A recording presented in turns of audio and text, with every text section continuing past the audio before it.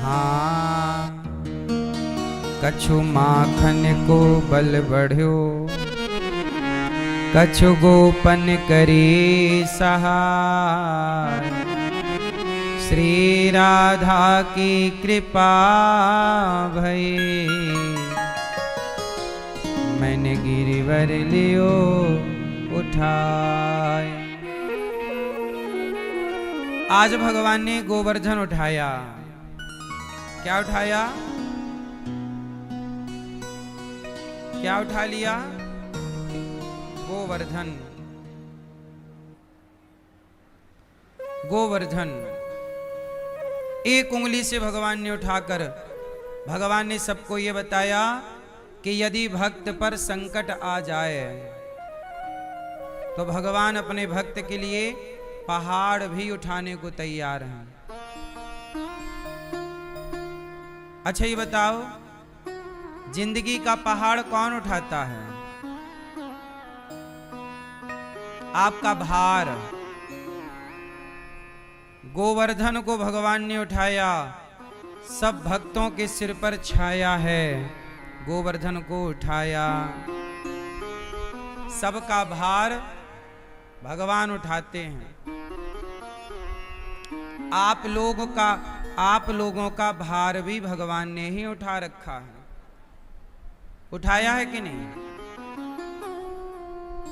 गोवर्धन का मतलब है भगवान गाय की सेवा करते हैं। किसकी सेवा? गाय की। गोवर्धन उठाए, फिर रखा। इंद्र का अभिमान समाप्त हुआ। इंद्र को इस बात का अभिमान था कि मैं इंद्र हूं, पानी मैं बरसाता हूं, मैं सब चला रहा हूं।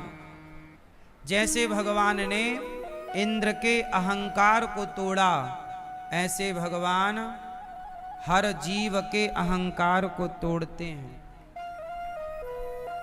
इसलिए भगवान किसी भक्त के अभिमान को स्वीकार नहीं करते। भगवान को हर चीज स्वीकार है। क्या स्वीकार नहीं है? जोर से, क्या स्वीकार नहीं है?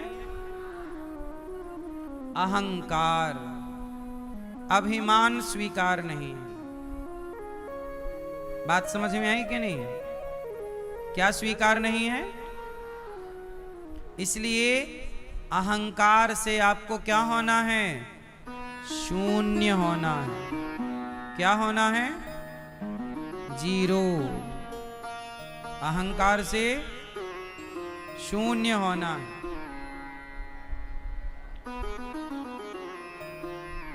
शून्य हो जाइए। अब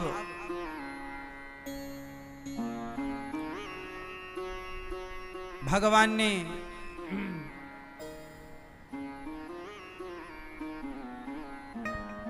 नंद बाबा को बचाया, वरुण लोक से लाए, और भगवान ने अब दिव्य लीला रची। आज गोपियों को भगवान ने पुकारा। सब लोग मैया मैया, शांत रखो सबको। शांत, सब लोग चुप रहेंगे। चुप। मैया, ए भैया बैठ जाओ, व्यवस्था ना बिगाड़ो। ए छोरी बैठो बेटा, खड़े ना रहो। सुनो, आज यहां 22 बेटियों का विवाह है, तो हमारे सब दुल्हा दुल्हन का दर्शन हम सबको हो रहा है। आप सब दर्शन कर लीजिए लक्ष्मी नारायण स्वरूप दुल्हा दुल्हन का, और प्रेम से कथा सुनिए।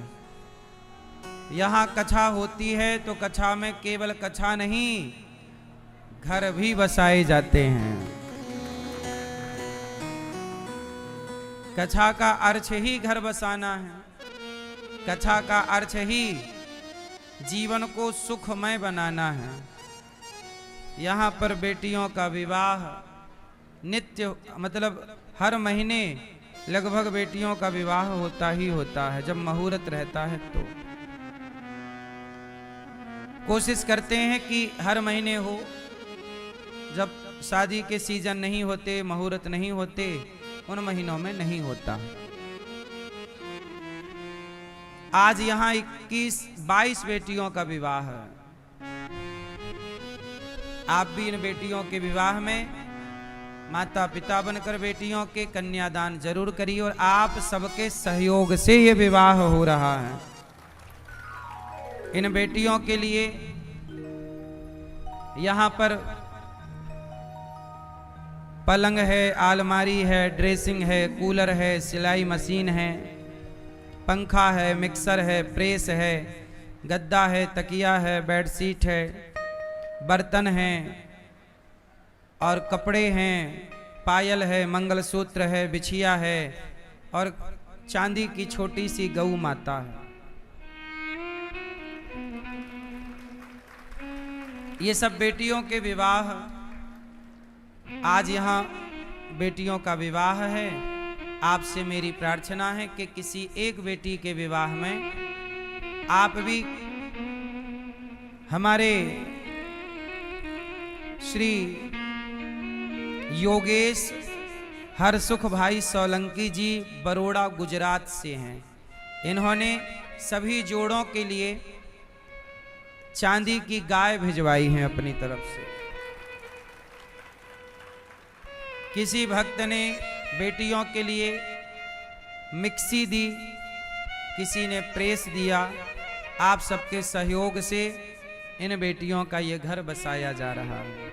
आपसे मेरी प्रार्थना है कि आप भी जरूर किसी भी योग्य हैं तो अपने ये मदद के हाथ अवश्य बढ़ाइएगा और बेटियों के विवाह में सहभागी अवश्य बनिएगा।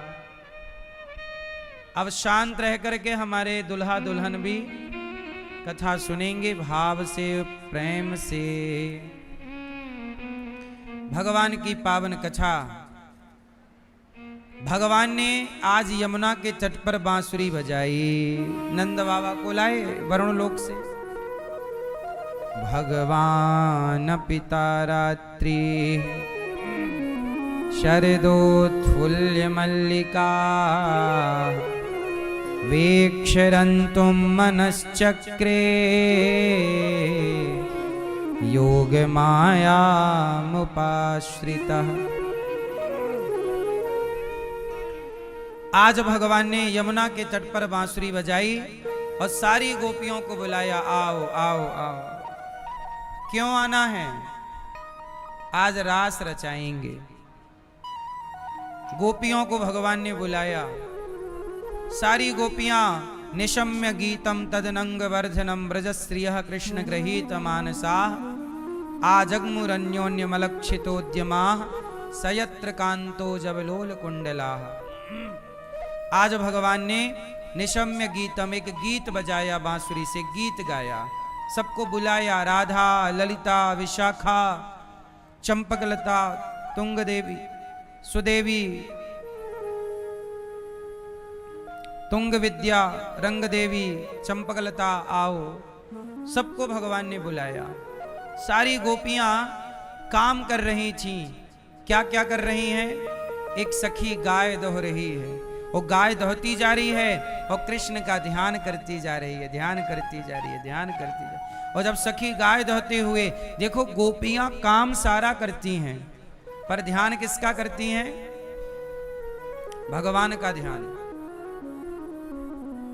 भगवान का ध्यान करती हैं और भगवान का ध्यान करती जाती हैं कि तभी उनके कानों में बांसुरी का सुर गया और मानो भगवान बुला रहे हैं। अब तो सखियों ने सारा दूध वहीं छोड़ा, बाल्टी वहीं छोड़ी, गाय वहीं छोड़ी और दौड़ पड़ी कि मेरे प्रभु पुकार रहे हैं। दोहंत्यो भी ययो काश्चित दोहम हित्वा समुत्सुका। दौड़ पड़ी सखी, सारा काम धाम छोड़ के दौड़ पड़ी। अब एक सखी बच्चे को दूध पिला रही थी कि कन्हैया का ध्यान, बच्चे को दूध पिला रही है पर ध्यान भगवान का कर रही है। दूध पिलाते हुए भी ध्यान भगवान का, गाय लगाते हुए भी ध्यान भगवान का। एक सखी काजल लगा रही थी आंखों में, काजल लगाते हुए भी ध्यान भगवान का। एक पोंछा लगा रही थी, पोंछा लगाते हुए भी ध्यान भगवान का। एक भोजन बना रही थी, भोजन बनाते हुए भी ध्यान भगवान का। एक सास के पांव दबा रही थी, सास के पांव दबाते हुए भी भगवान का ध्यान। भगवान काम सब कुछ करो, ध्यान भगवान का बना रहे। कुछ लोग कहते हैं कि महाराज जी क्या भगवान खाने को देंगे? कुछ लोग कहते हैं कि भगवान खाने को थोड़ी दे देंगे, इतना ध्यान करा रहे हो भगवान का, भगवान खाने को थोड़ी देते हैं, ऐसा लोग कहते हैं। अच्छा ये बताओ, जो लोग आपसे सवाल करें कि भगवान खाने को थोड़ी देंगे, उनसे पूछना कि जब तुम अपनी माँ के पेट में 9 महीने थे अंदर, तब तुम्हारे बाप खाने को देता था?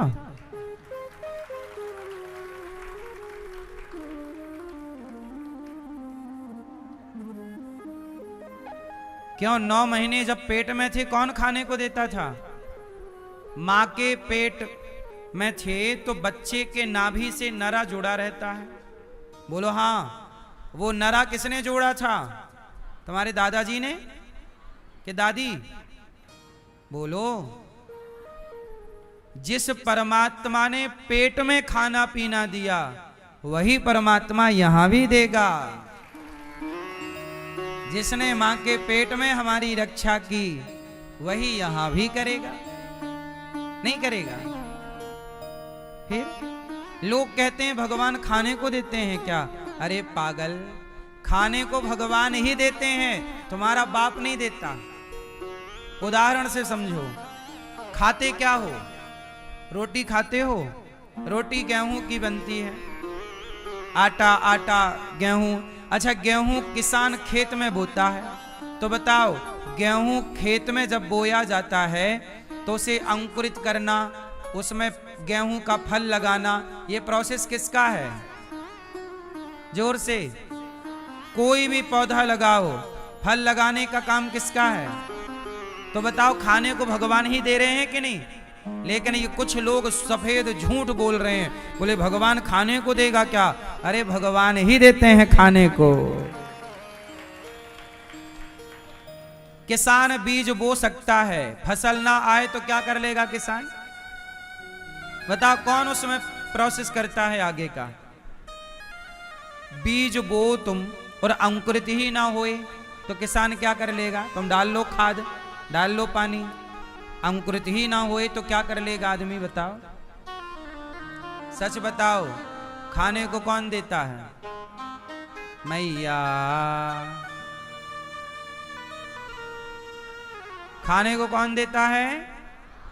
जोर से। हाँ, खाने को भगवान ही देते हैं।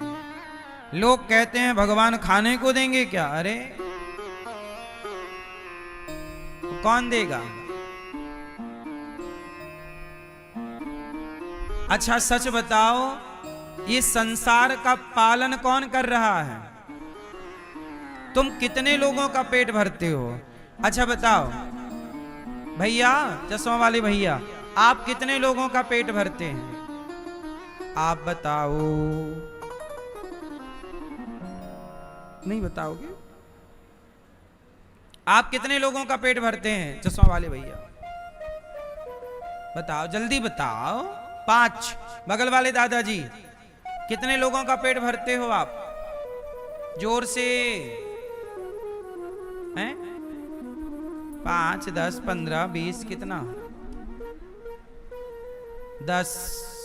आप बेटा कितने लोगों का पेट भरते हो? और आपके बगल वाले? 5 लोगों का पेट आप भरते हैं। आप कितने लोगों का पेट भरते हैं? भैया बताएंगे हमारे दादाजी पीछे वाले। ये आप कितने लोगों का पेट भरते हो? 5।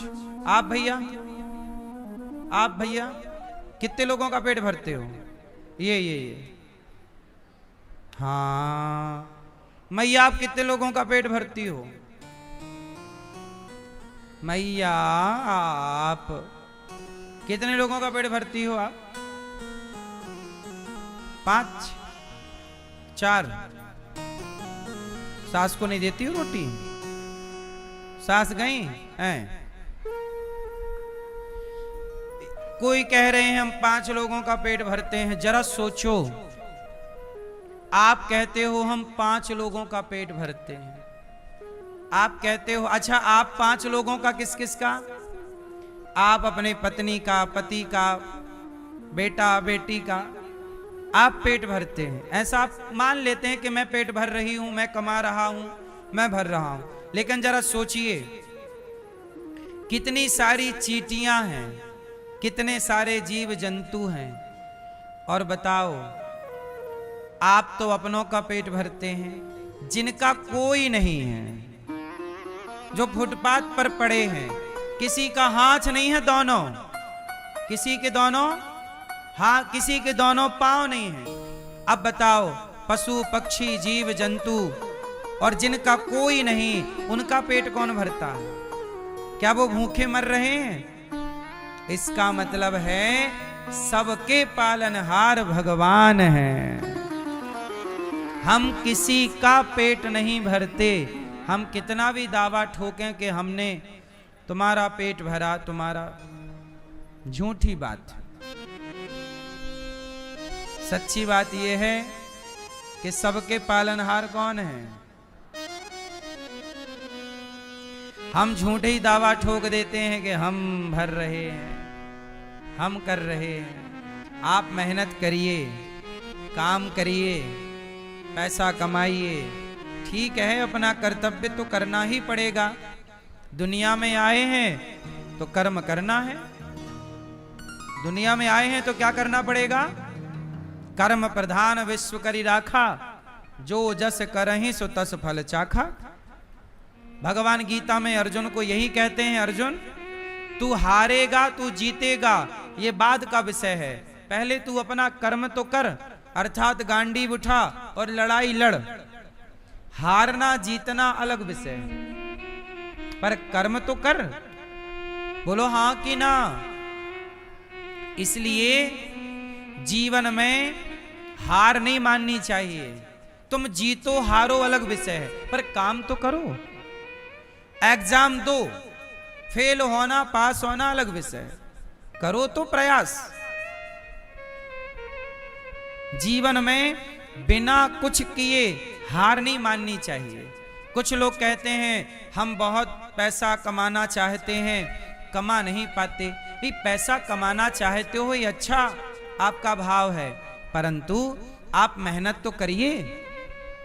मिले ना मिले, सफलता असफलता किनारे रखो,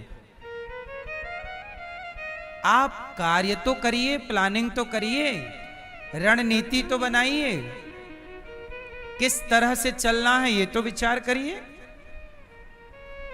समुद्र मंथन तो करो, अमृत निकले कि जहर निकले, कुछ तो निकलेगा भाई। समुद्र मंथन हुआ तो कुछ तो निकला, चलो जहर निकला। पहले नहीं करते तो जहर भी कहां से आता? असफलता भी सफलता के करीब ही तो ले जाती है। असफलता भी सफलता की बहन है। असफलता भी सफलता की एक बहन ही है।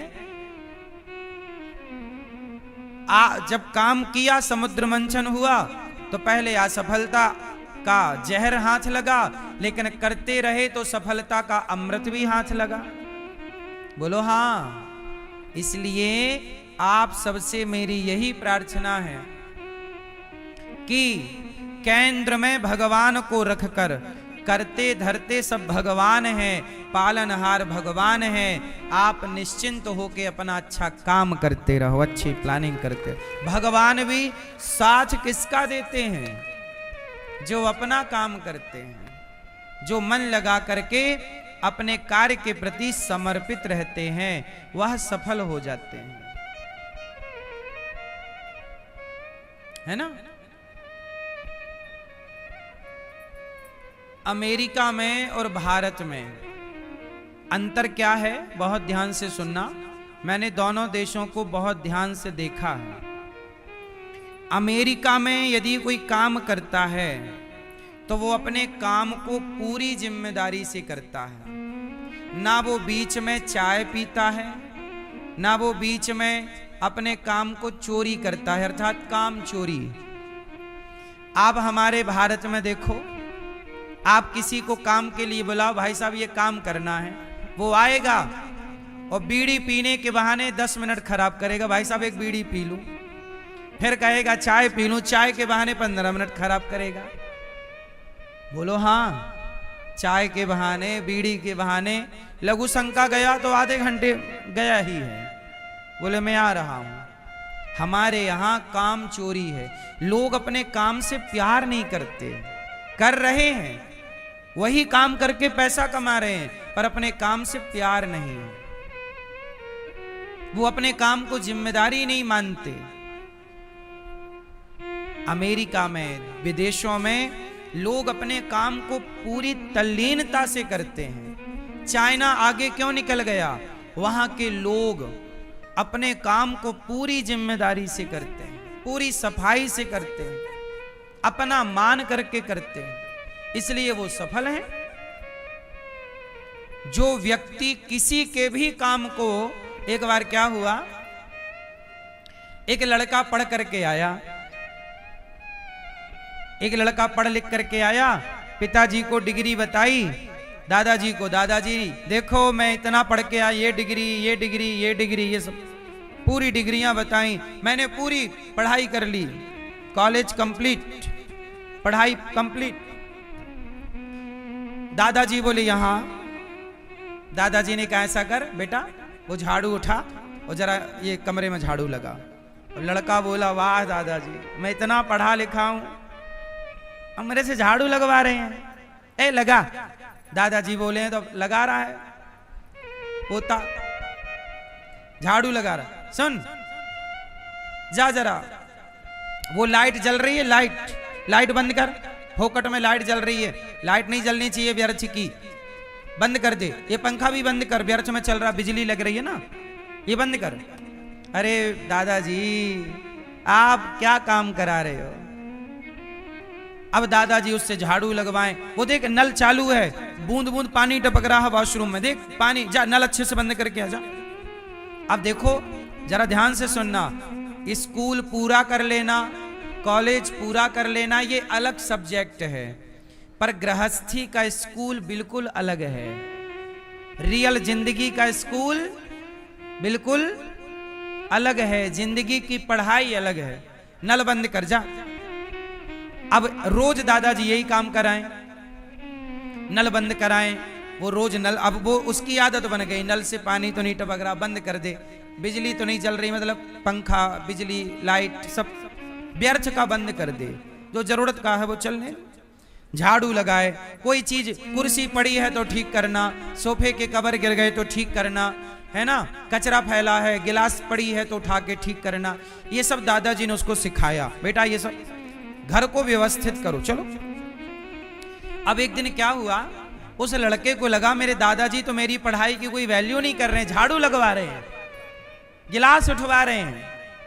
वो नाराज होके घर से चला गया, बोले मैं जा रहा हूं। बड़े शहर में गया, वहां एक बहुत बड़ी कंपनी में उसने अपनी डिग्रियां दिखाई, भाई साहब मैं पढ़ा लिखा हूं, कोई जॉब है? तो कंपनी वालों ने कहा कि आप कल आना, आपका इंटरव्यू होगा। कल गया, तो कल जब गया तो उसी पद के लिए वहां का मैनेजमेंट करना था, मैनेजर चाहिए था, ये मैनेजर का फॉर्म भरा था। अब वहां और 10 लोग आए थे इंटरव्यू देने के लिए, वो सब बैठे और ये लड़का गया तो इसने देखा कि वहां पर एक पंखा दूर चल रहा था जो किसी मतलब का नहीं, कोई नहीं था, तो उसने जाकर के वो बंद कर, वो आदत दादाजी वाली, पंखा बंद कर दिया। संयोग से वहां भी वॉशरूम से पानी टपक रहा था, उसने देखा कि वही पानी की आवाज आ रही है, पानी गिरा, जाके बंद कर दिया। वहां पर कुछ पड़ा हुआ था, उसको उठा के उसने डस्टबिन में डाला। अब वहां जो उसका बॉस था, जो इंटरव्यू लेने वाला था, उसने ध्यान से देखा कि ये लड़का यहां पे काम कर रहा है। उसने नल बंद कर दिया, पंखा बंद कर दिया कि बिजली बचे। इसने यहां पड़ा हुआ कचरा डस्टबिन में डाला। अब उस बॉस ने, जो कंपनी का मालिक था, उसने कहा भाई साहब इंटरव्यू फाइनल हो गया, ये लड़का रहेगा, बाकी आप लोग जाओ। बाकी लोगों ने कहा आपने तो इंटरव्यू लिया नहीं। बोले ले लिया। क्या लिया? बोले ये लड़का को हमने सेलेक्ट कर लिया, ये पास हो गया। उस लड़के ने, वो दादाजी वाला लड़का, दादाजी के संस्कार थे, तो उसने कहा कि मैंने तो कोई इंटरव्यू नहीं दिया, आपने कैसे सेलेक्ट किया मुझे? तब कंपनी के मालिक ने कहा कि आप कंपनी में आते ही आपने कंपनी को अपना माना, और अपना माना तब आपने यहां बिजली बचाने के भाव से आपने पंखा बंद किया। आपने यहां पड़ी चीजों को सही की क्योंकि आपने इसे अपना, और मुझे ऐसे लोगों की जरूरत है जो इस कंपनी को अपना माने। जब आप अपना मान के काम करते हैं तो सामने वाला भी पैसा देने से मना नहीं करता, आपका प्रमोशन करने से मना नहीं करता।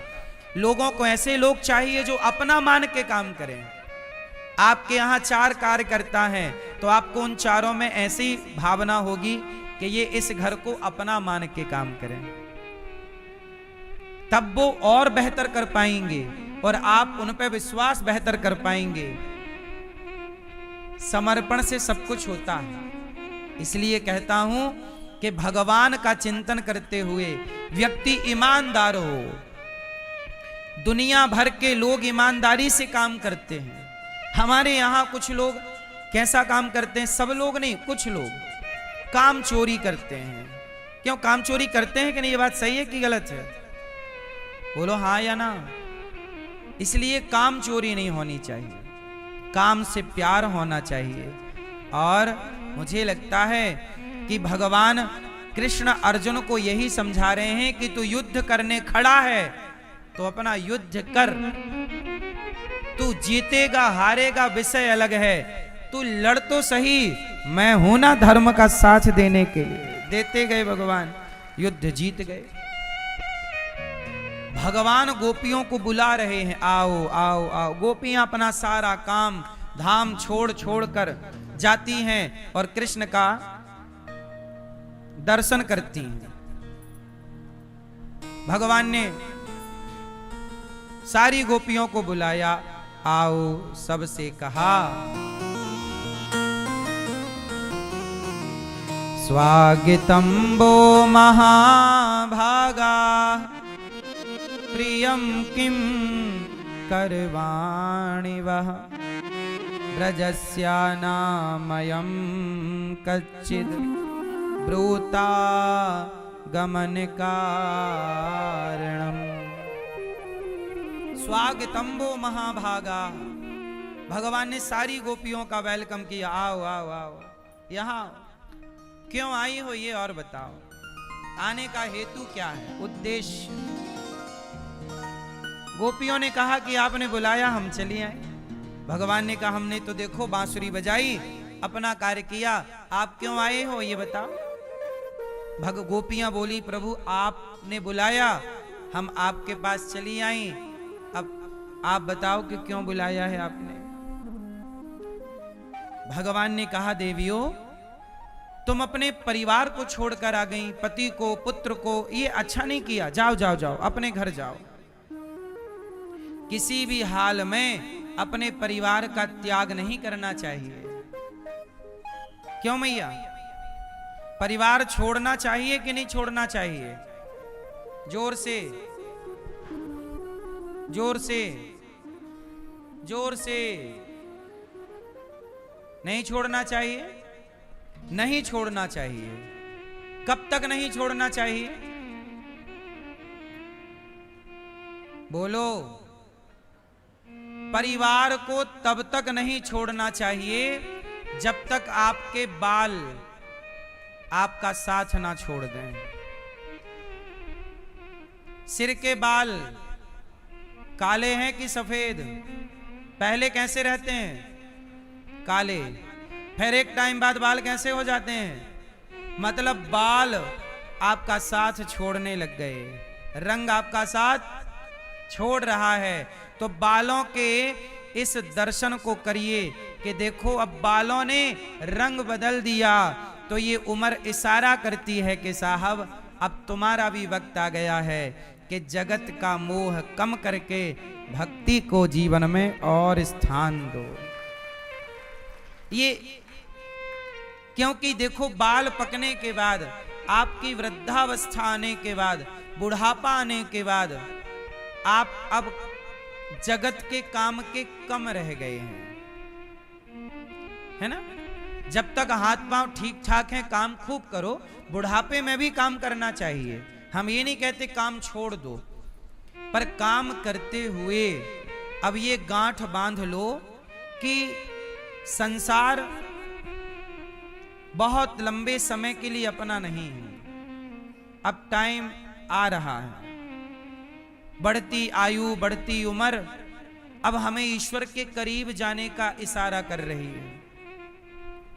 हमें कहां जाने का इशारा कर रही है? भगवान के करीब जाने का। इसलिए अब तैयारी थोड़ी वहां की भी होनी चाहिए। यहां के काम आप लोगों ने पूरे कर ही लिए होंगे। क्यों? यहां के काम पूरे हो गए कि नहीं आप लोगों के? दादाजी, दादाजी के बाल पक गए हैं, मैं आपसे बात कर रहा हूं दादाजी से। हाँ, यहां देखो, आपके काम यहां के पूरे हो गए कि कुछ बाकी हैं? कुछ बाकी हो तो बताओ। पूरे हो गए? आपके काम पूरे हो गए, यहां के कुछ बाकी हैं? बेटी का ब्याह, बेटे का ब्याह सब हो गया, बंटवारा कर दिया बेटों का फ्री, और कुछ बिजनेस व्यापार संभाल के दे दिया बच्चों को। और क्या बाकी है? बाकी हो वो भी निपटा लो फास्ट। और बचा हुआ जीवन, बची हुई सांसों की रजिस्ट्री भगवान के नाम कर दो अपनी सांसें। यही सार्थक है जीवन। सही है गलत है? जीवन के 4 हिस्से किए गए हैं। जीवन के कितने हिस्से किए गए हैं? 4। 25 साल 25 साल 25 साल 25 साल 25 साल ब्रह्मचारी रहो, 25 साल गृहस्थ में रहो, 25 साल वानप्रस्थी रहो, और 25 साल सन्यासियों की तरह त्याग पूर्ण जीवन जिया करो। जीवन का हर सुख लेना चाहिए। जैसे आपने लड़कपन का सुख लिया, जवानी का सुख लिया, शादी के बाद विवाह का, गृहस्थ का सुख लिया, बच्चे हुए बच्चों का सुख लिया, बच्चों के विवाह का सुख लिया, अब थोड़ा भगवान के चिंतन का भी सुख ले लीजिए, भक्ति का भी सुख ले लीजिए, क्योंकि यह भी एक सुख है। सारे सुख ले लो, एक में ही ना उलझे रहना, सबका आनंद लो। समय के साथ हर चीज अच्छी लगती है ना। समय के साथ परिवर्तन आवश्यक है, जरूरी है।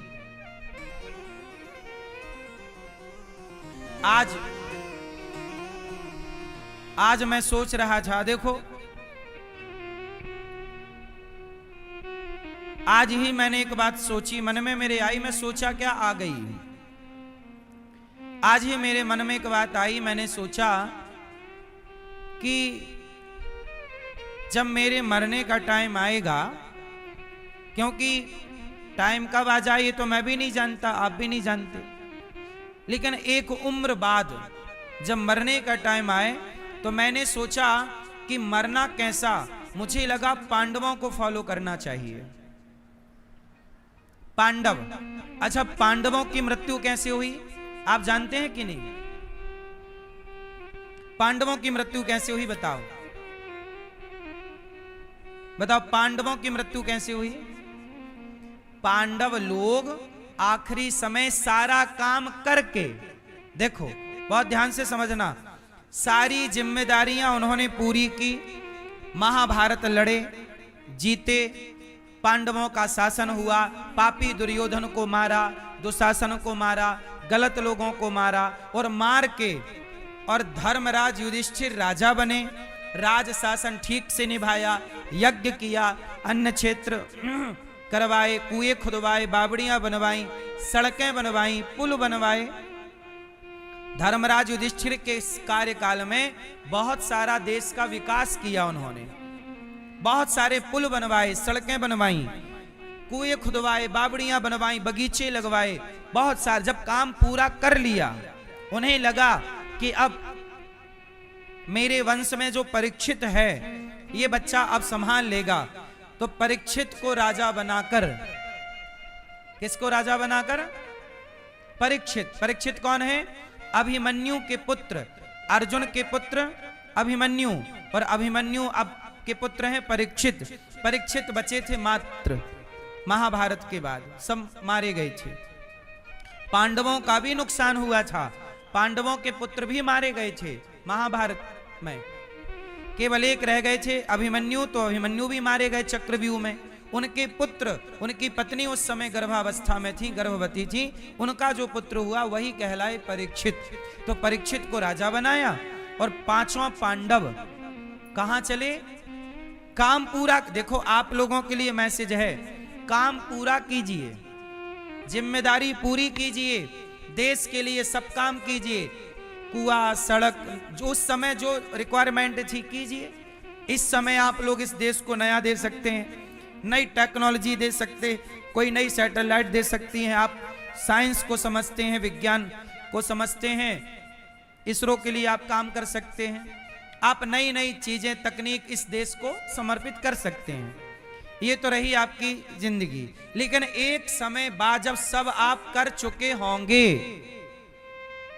उसके बाद पांडवों को लगा कि अब हम सबका काम हो गया पूरा, आने का उद्देश्य हो गया सार्थक, अब चलना चाहिए। तो पांडवों ने मृत्यु का इंतजार नहीं किया कि हम पहले बिस्तर पे जाएं और बिस्तर पे जाएं और फिर वहां पड़े पड़े मरें, ऐसा इंतजार नहीं किया। पांडव लोग समय रहते निकल पड़े स्वर्गारोहण के लिए। कहां चले? जोर से, शरीर के साथ चले। चलो, पांडव चले स्वर्गारोहण के लिए, बद्रीनाथ के ऊपर चले। अब देखो, भगवान का चिंतन करते हुए,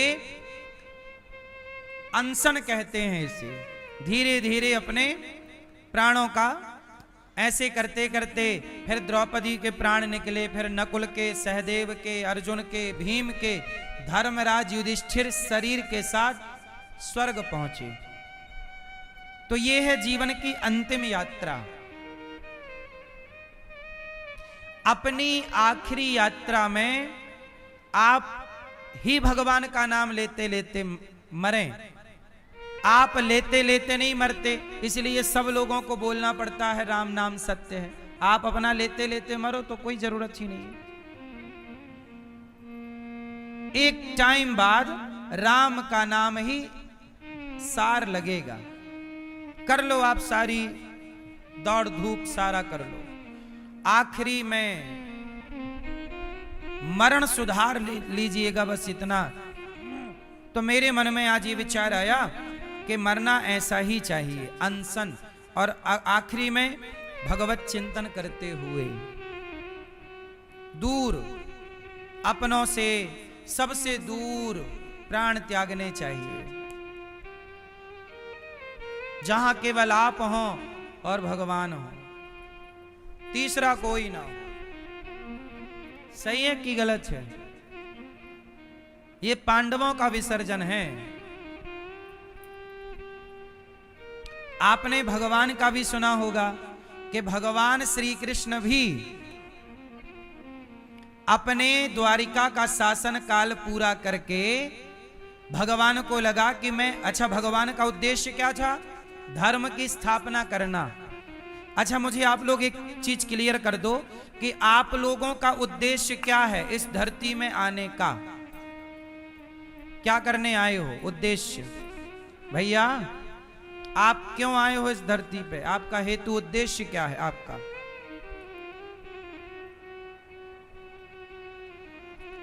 आज लोगों से पूछिए भाई साहब आपका उद्देश्य क्या है? क्यों जन्म लिया है आपने? क्यों जी रहे हो? नहीं पता। क्यों खा रहे हैं, क्यों सो रहे हैं, क्यों जी रहे हैं, पता ही नहीं। ऐसे ही सब जी रहे हैं तो हम भी जी रहे हैं।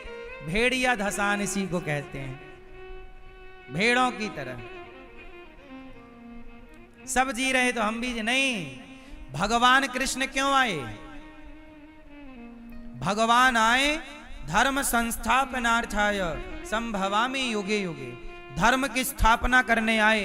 और जब धर्म की स्थापना हो गई, जब कंस को मार दिया, पापी दुशासन दुर्योधन को महाभारत के द्वारा भगवान ने समाप्त करा दिया, पापियों से पृथ्वी को समाप्त कर दिया, पाप आत्मा समाप्त हो गए, तब भगवान को लगा कि मेरा काम हो गया पूरा। फिर भगवान को लगा कि मेरे ही बच्चे बिगड़ गए। ये पद प्रतिष्ठा पाके रास्ता भटक गए। तब भगवान ने अपने पुत्र पौत्रादियों को भी आपस में लड़के सब समाप्त हो गए, सबको भगवान ने निपटाया। और अब भगवान को लगा कि अब मेरा आने का कार्य पूरा हो गया, अब जाना चाहिए।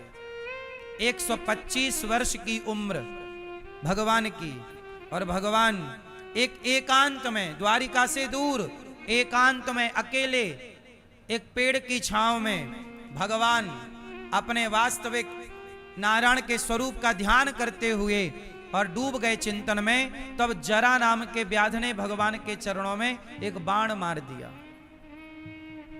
वो बाण जब लगा तो उसने आके देखा, उसको लगा कि ये बहेलिया है। उसे भगवान के चरणों में थोड़ा चमक थी, चमक रहे थे चरण, तो उसने बाण मार दिया।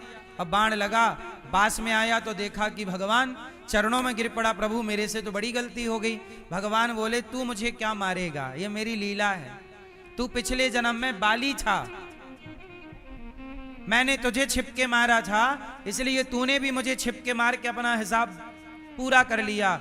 अब मैं जा रहा हूं, तू भी चलना चाहेगा? प्रभु मुझे भी ले चलो। भगवान ने अपने से पहले उस व्याध का कल्याण किया और अपनी लीला पूरी करके 125 वर्ष की भगवान इस धराधाम से लीला पूरी करके एक रूप में से धराधाम के कण-कण में व्याप्त हो गए और एक रूप से अपने नित्य निवास गोलोक धाम चले गए। तो भगवान भी इस धरती पे आए तो कोई उद्देश्य लेकर के आए। आपसे मैं सवाल करता हूं कि आपका उद्देश्य क्या है? क्या उद्देश्य है आपका? आप इस देश को क्या देना चाहते हैं? आप अपने कार्य से इस राष्ट्र को क्या समर्पित करना चाहते हैं? है ना? आपका क्या योगदान है इस देश के लिए? ऐसे तो बहुत लोग आए, खाए पिए मर गए, सोए खाए पिए बच्चे पैदा किए मर गए। ये तो क्रम सबका चल ही रहा है। आप किसी उद्देश्य के लिए आए हैं,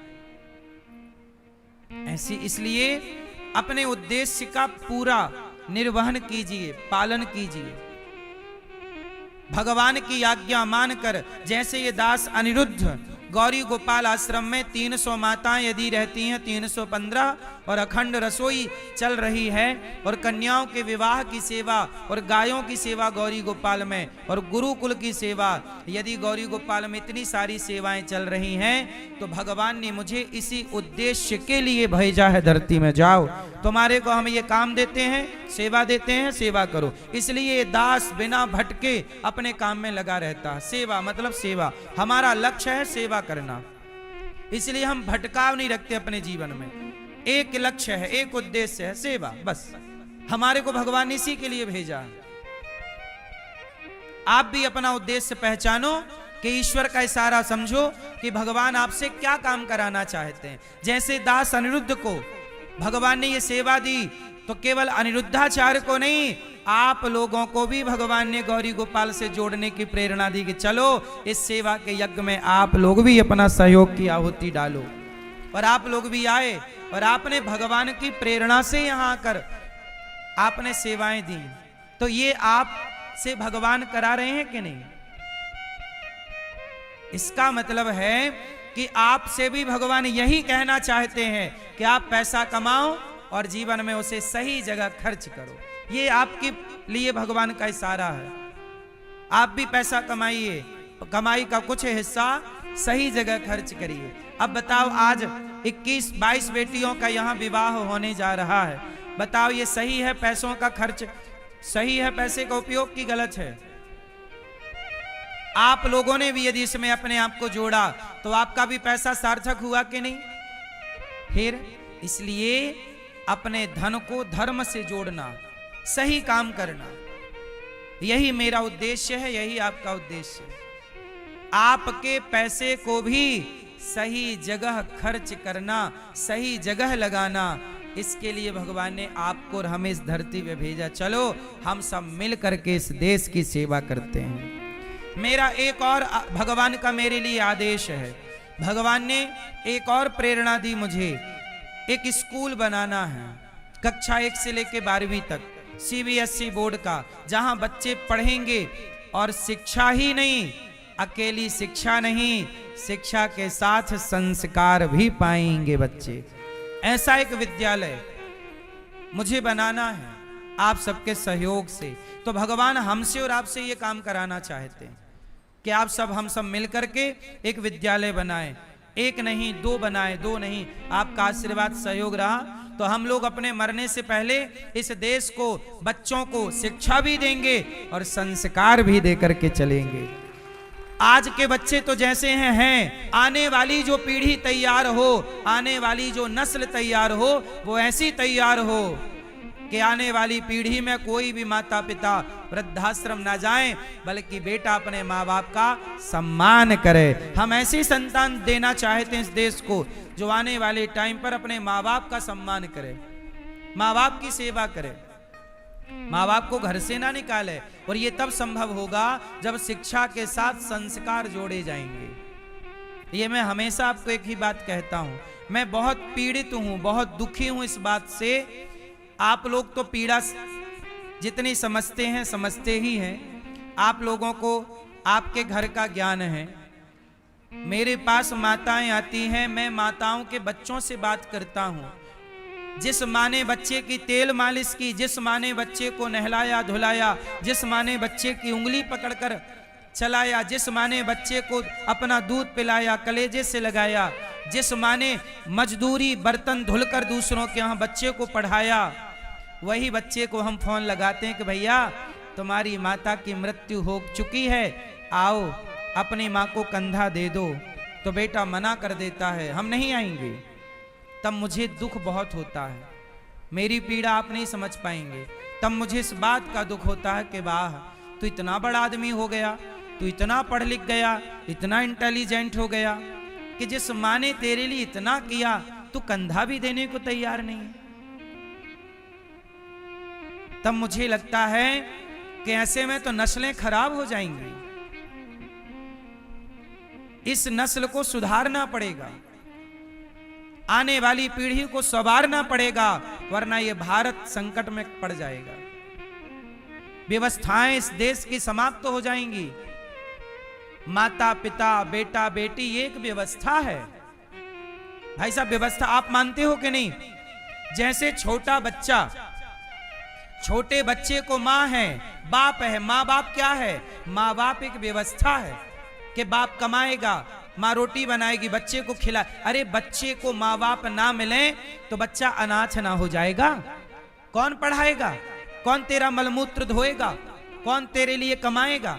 माँ बाप जैसे बच्चे की जिम्मेदारी पूरी करते हैं, तो जब बच्चा बड़ा हो जाए तो वो अपने माँ बाप का ऋण चुकाए और बूढ़े माँ बाप का सहारा बने। यही ना बैलेंस है, धर्म है। हम तुम्हारे काम आए, तुम हमारे काम आओ, यही धर्म है। लेकिन आजकल बच्चे माँ बाप से सेवा ले लेते हैं, पर सेवा करने के टाइम भाग जाते हैं, काम चोरी करते हैं। क्यों? ये सब क्यों हुआ? संस्कार कम हो गए, संस्कारों की समाप्ति हो रही। अब संस्कारों का अंत चल रहा है। ये 21वीं सदी जो है ना, ये संस्कार, अब हम लोग देख लो जितना संस्कार देखना है, यदि आज से काम स्टार्ट नहीं किया तो आने वाले समय पर संस्कारों की चिताएं जलेंगी, देख लेना। संस्कार ढूंढे ना मिलेगा। आने वाले भारत की थोड़ी कल्पना कर लो। आने वाले 10 साल 20 साल को आज से ही झांकना स्टार्ट कर दो। 20 साल आज ये स्थिति है तो 20 साल बाद संस्कार कहाँ होंगे, कितने संस्कार होंगे, कौन बाप को रोटी देगा, कौन